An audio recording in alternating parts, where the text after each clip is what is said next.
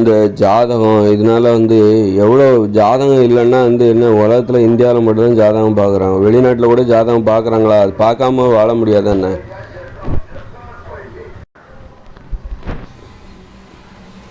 இந்த ஜாதக பொருத்தம் பார்த்து நிறைய பேருக்கு கல்யாணம் தப்பு தப்பாக நடந்திருக்கு. அப்புறம் நிறைய பேருக்கு கல்யாணமே நடக்கிறதில்ல. அந்த தோஷம் இருக்குது இந்த தோஷம் இருக்குதுன்னு சொல்லிட்டு நிறைய பேருக்கு வாழ்க்கையில் கல்யாணமே நடக்காமல் நிறைய பெண்கள் முதிர்கன்னியாக மாறிவிடுகிறார்கள். கல்யாணம் ஆகாமலே அவங்க ரொம்ப வயசாகிடுது. அதன் பிறகு வயசாகிடுச்சு அப்படிங்கிற காரணத்தினால கல்யாணத்து மேலே அவங்களுக்கு நம்பிக்கை எல்லாம் போகுது. அந்த மாதிரி செவ்வாய் தோஷத்தினால செவ்வாய் தோஷம் இருக்குதுன்னு சொல்லிட்டு நிறைய பேர் திருமணம் ஆகாமலே வாழ்ந்து முடித்த இது ஆண்களையும் பாதிக்கும் பெண்களையும் பாதிக்குது. அந்த அளவுக்கு இந்த ஒரு பயங்கரமான மூட நம்பிக்கை அதை உருவாக்கியது இந்த பார்ப்பனர்கள் தான். அதனால் பார்ப்பனர் தங்கள் பிழைப்புக்காக இது போன்ற அச்சுறுத்தல்களை அடிப்படையாக கொண்டு சில சடங்குகளை உருவாக்கி அதன் மூலம் மக்களை அச்சுறுத்தி அந்த அச்சுறுத்தலை பயன்படுத்தி அந்த சமய சடங்குகளுக்கு மக்களை பழக்க செய்து அதன் மூலம் தங்களுடைய வயிறை வளர்த்து கொண்டார்கள் இந்த பார்ப்பனர்கள். அதனால் செவ்வாய் தோஷத்தினால நிறைய பேர் நிறைய ஆண்கள் பெண்களும் திருமண வாழ்க்கை என்பது நாசமாக போனதுக்கு இந்த பார்ப்பனர்கள் அவர்கள் கண்டுபிடித்த இந்த ஜாதகம் மூட நம்பிக்கையை அடிப்படையாக கொண்டு அந்த ஜாதகம் ஒரு காரணமாக இருக்கிறது.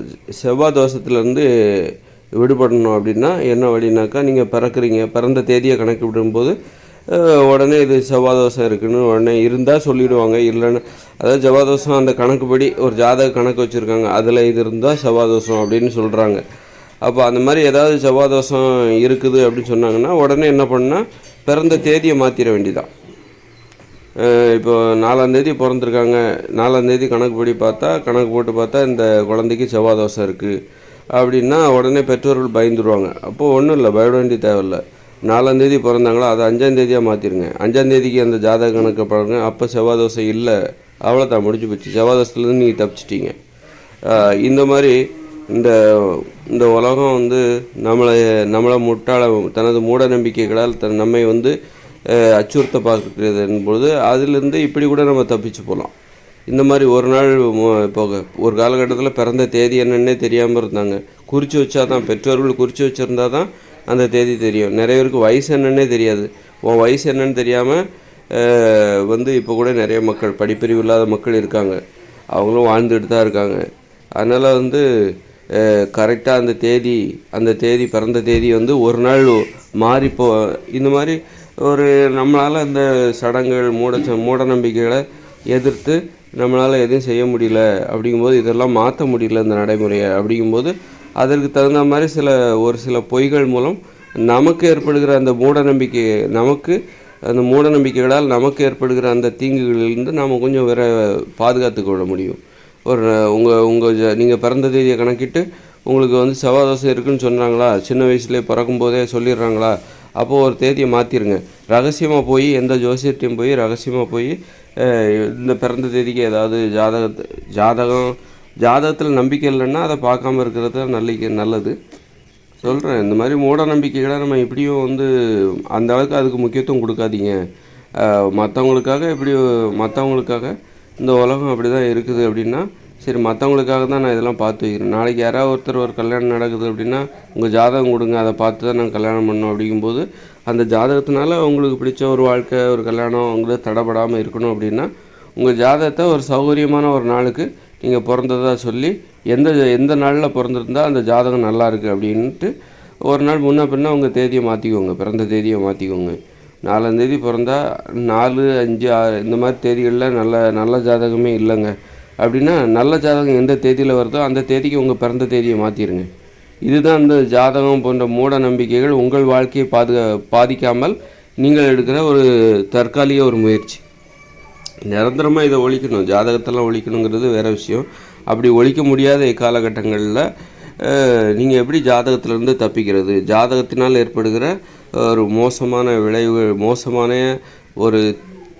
மோசமான தீய சாயங்கள் உங்கள் மீது பட்டு விடாதபடிக்கு நீங்கள் எப்படி தங்களை பாதுகாத்து கொள்வது அப்படின்னாக்கா, உங்கள் நல்ல தேதியில் ஒரு ஜாதகம், நல்ல ஜாதகம் எந்த தேதியில் பிறந்தால் நல்ல ஜாதகமோ அந்த தேதியில் நீங்கள் பிறந்த மாதிரி காமிச்சிருங்க. அந்த வருஷத்தை வச்சுக்கோங்க. அந்த வருஷங்கிறது ஓகே, அந்த மாதங்கிறத கூட வச்சுக்கோங்க. மாதத்தில் 30 நாள் இருக்குது.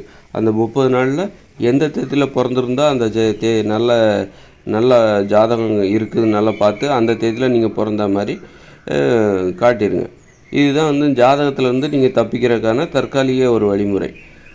அப்புறம் நிரந்தரமாக ஜாதகத்தை எல்லாம் ஒழிக்கணும், மூட நம்பிக்கைகளோட பட்டியலில் அதை வச்சு ஒட்டுமொத்த மூட நம்பிக்கைகளையும் ஒழிக்கும்போது ஜாதகத்தையும் நம்ம ஒழிக்கணும். அதுக்கு இந்த வாய்ப்பு இருக்கான்னு தெரில இந்த உலகத்தில். ஆனால் இன்னும் 20 வருஷத்தில் 2040 பிறகு தற்போது உள்ள இயந்திர அறிவியல் உலகம் மூட நம்பிக்கைகளை ஆதாரமாக கொண்டு செயல்பட்டு கொண்டிருக்கும் தற்போதுள்ள இயந்திர அறிவியல் உலகம் அழிவை சந்திக்கும், அழிய தொடங்கும். அதன் பிறகு வரப்போகிற இயற்கையோடு இணைந்த மனித வாழ்க்கை. அங்கெல்லாம் ஜாதகம்லாம் யாரும் பார்க்க மாட்டாங்க. அதனால் அங்கே ஜாதகம் பார்க்க மாட்டாங்க. மதம், சாதி, கடவுள், இந்த மாதிரி கடவுள் சார்ந்த மூட நம்பிக்கைகள் எதுவும் அங்கே கிடையாது. அவர்கள் முழுக்க அறிவுபூர்வமானவர்கள், துணிவு நிறைந்தவர்கள். அவர்கள் அதனால் ஜாதகம் போன்ற குப்பைகளும் சரி மூட நம்பிக்கைகளும் அங்கே ஈடுபடாது. ஜாதகத்தெல்லாம் பார்க்குறது உங்களை கோழைகளாக தான் மாற்றிவிடும். மரணத்தை பார்த்து அஞ்சுகிறவர்கள் தான் ஜாதகத்தை பிடித்து தொங்கி கொண்டு இருப்பார்கள். அதனால் மரணத்தை பார்த்து ஒருத்தருக்கு பயம் இல்லை, மரணத்தை எதிர்கொள்கிற, அதாவது ஒரு காரியத்தோடு, ஒரு நியாயமான ஒரு காரணத்தோடு ஒரு மரணம் வருகிறது என்றால் அதை எதிர்கொள்கிற துணிவு இருக்கணும்.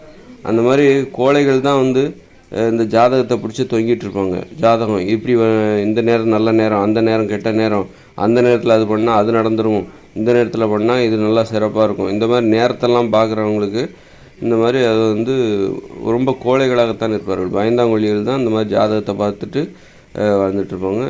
ஜாதகம் இல்லாமலே இந்த உலகத்தில் பல 100 கோடிக்கு மேலே, 200 300 கோடிக்கு மேலே, 400 கோடிக்கு மேலே ஜாதகம்னா என்னென்னு ஒன்று தெரியாமலே அவர்கள் வாழ்ந்து கொண்டிருக்கார். ஜாதகம்னு ஒன்று இருக்குதான்னு கூட தெரியாது, அவர்கள் வாழ்ந்து கொண்டு தான் இருக்கிறார்கள். அதனால் ஜாதகங்கிறது ஒரு மூட நம்பிக்கை. அந்த மூட நம்பிக்கையிலேருந்து தற்காலிகமாக விடுபடுவதற்கு தான் நான் உங்களுக்கு ஒரு நல்ல ஒரு வழியை சொல்லியிருக்கிறேன். உங்கள் பிறந்த தேதியை ஒரு நல்ல ஜாதகம் எந்த தேதியில் இருக்கோ அந்த தேதிக்கு உங்கள் பிறந்த தேதியை மாற்றிக்கோங்க.